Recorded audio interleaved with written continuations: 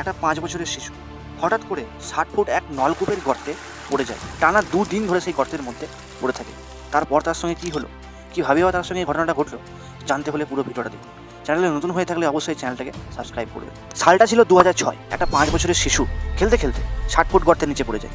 ছেলের বাবা মা খোঁজাখুঁজি শুরু করে, কোথাও খোঁজ মেলে না ছেলে। শোরগোল শুরু হলে জানতে পারে তাদের ছেলে 60 ফুট এক গর্তের নিচে পড়ে গেছে। এতটাই চাঞ্চল্যকর হয়েছিল ঘটনাটা যে প্রত্যেকটা নিউজ চ্যানেল থেকে শুরু করে সবাই এই লাইভ টেলিকাস্ট দেখছিল। 3 দিনের দিনে অবশেষে এই 5 বছরের শিশুকে উদ্ধার করা গেল। হ্যাঁ, আমি কথা বলছি প্রিন্সের।